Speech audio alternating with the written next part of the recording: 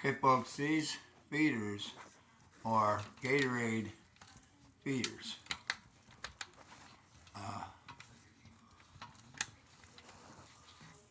See all these butterflies, and you can also use, it's orange Gatorade because they're attracted to the color orange. And then, you can actually use that powdered hummingbird food and dilute it a little more than it says, make it a little thinner. But you can see these butterflies have their proboscis in there, and they're just going to town. And of course, this is a hatchery setup that we use if we've actually caught monarchs and we want them to lay eggs on the milkweed instead of finding plants outside and collecting the plants or collecting the leaves.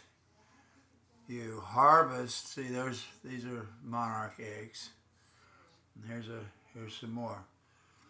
Instead of harvesting a stem with an egg on it, you just net the female that you see laying eggs. If you see her laying eggs, then you net her and you bring her and you put her in one of these hatcheries. This is a 2 foot by 2 foot by 3 foot rest cloud hatchery, easily disinfected because this rolls up into a circle, a flat circle about 2 inches, and you can put it in like even a small waste basket that's about 12 inches wide and about 12 inches deep to disinfect. Because disinfecting after you raise monarchs is a big deal. That's something you have to do, and of course you want to check your female.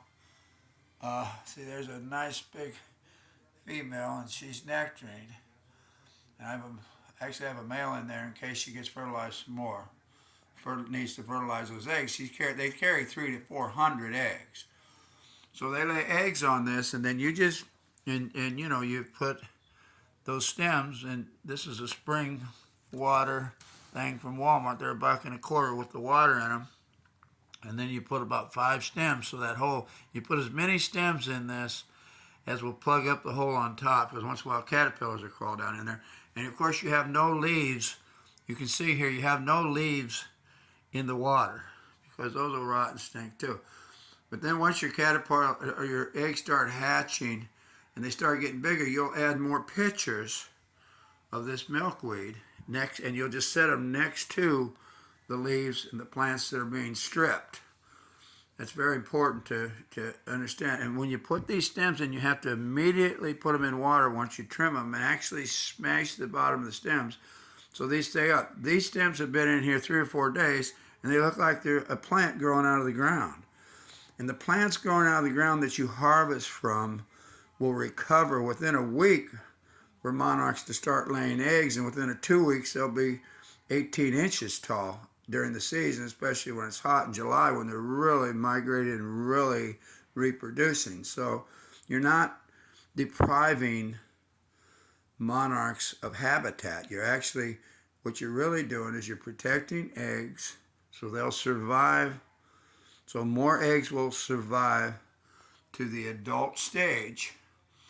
And then when you release those healthy butterflies, after you check them for OE using the Butterfly Lady, what is OE? You want to Google that. Butterfly Lady, what is OE? Use that procedure to check for OE. And when you release every healthy butterfly you release, the next generation, when they lay eggs, that will add approximately 15 monarchs to the migration in that next generation. That one butterfly that never would have existed without you protecting the egg, and then she became the adult, checked her for OE, and you released her. Now, that's based on her laying 300 eggs once she's released. 15, that's 5%. The other 285 eggs will be consumed as immatures. In other words, as an egg or a chrysalis or a caterpillar. they'll be consumed in the wild, which feeds the entire wildlife food chain all the way up to us. It's a procedure, and the pollinators are basically towards the bottom of the food chain, and so are their predators. And so the predators obviously are necessary. So this is how you do it, folks. And you just add the pictures, and of course you want to put towels on the bottom, paper towels, so you can change them out. And this is how you. Now you notice this is near a window, so it gets the light and day. Now I put these fluorescents on top, and actually they're full spectrum. And once I quit doing this video, I'll turn the red and the blue back on, because that gives them full spectrum. Not everybody does this, but these are small 2-foot LED lights, full spectrum lights. They're really cool. I like them. They give them definitely a feeling of the outdoors. And of course I turn them off when it starts to get dark at night, and I turn them on when it gets light during the day. This is a great procedure. This is the best procedure after 18 years I've found. CraigTheButterflyMan.com, under the Raised Monarchs drop-down menu, is how you learn how to do this. There's more videos and there's pictures. And the Leaders Program. You do the Raised Monarchs and Leader Program together to build interest and involve more people in your community in monarch conservation. CraigTheButterflyMan.com. That's over a 300,000 member organization of Facebook groups, which have a total of over 300,000 members, and during the season they're growing rapidly. Just my group of 23,000 is growing 1,000 members a week. There's a lot of interest, folks, in getting the monarch migration population back up, and this is a great way of doing it.